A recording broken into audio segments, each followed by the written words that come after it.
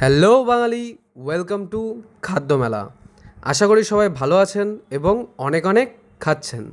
তো আবারও আমি আর আমার ভাই বেরিয়ে পড়লাম বেশ কিছু খাবারের স্বাদ উপভোগ করতে। তো চলুন দেখা যাক কী কী খাবারের স্বাদ উপভোগ করা যায়। তো রাস্তার মধ্যেই যেতে যেতে আমরা পেয়ে গেলাম একটু আখের রস, তাই একটু আখের রস পান করে নিলাম। তো আমাদের গন্তব্যস্থল, হ্যাঁ, যেটা দেখতে পেয়েছেন সেটাই ফ্লোরেট রেস্টুরেন্ট। সেটা আমাদের হাবড়া থেকে একটু সামনে গেলেই চোংদা পড়ে, ওই চোংদার কাছে। তো রেস্টুরেন্টের এই হচ্ছে অ্যাম্বিয়েন্সটা জাস্ট ফাটাফাটি। খুব সুন্দর একটা অ্যাম্বিয়েন্স ওরা রেডি করেছে। তো দেখুন সেই অ্যাম্বিয়েন্সটা। ওদেরই রেকমেন্ডেশনে যে স্টার্টারটা আমি অর্ডার করেছিলাম সেটা হচ্ছে চিকেন ললিপপ। তো চলুন দেখা যাক চিকেন ললিপপটা কেমন খেতে।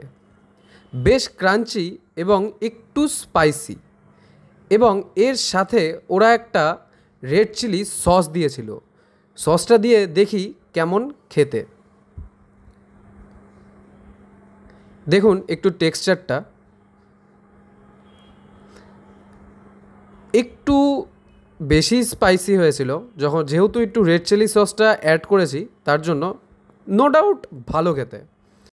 অ্যাকচুয়ালি চিকেন ললিপপটা একটু গরম ছিল, দ্যাটস ওয়াই একটু ফু দিয়ে দিয়ে খেতে হচ্ছিল।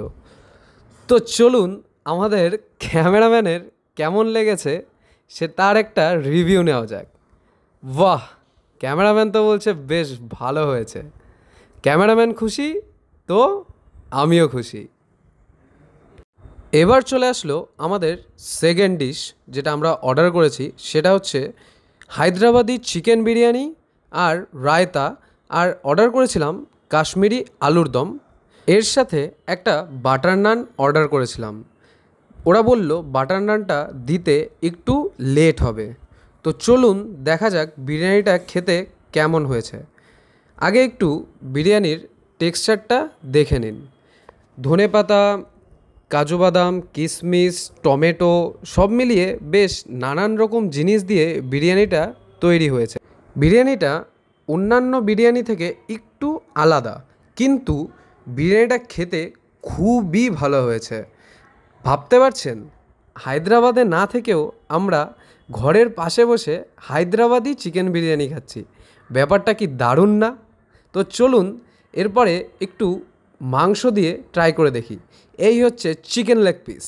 তো চিকেন লেগ পিস আগে একটু খেয়ে দেখি। বেশ ভালো, একটু জুসি ব্যাপার রয়েছে।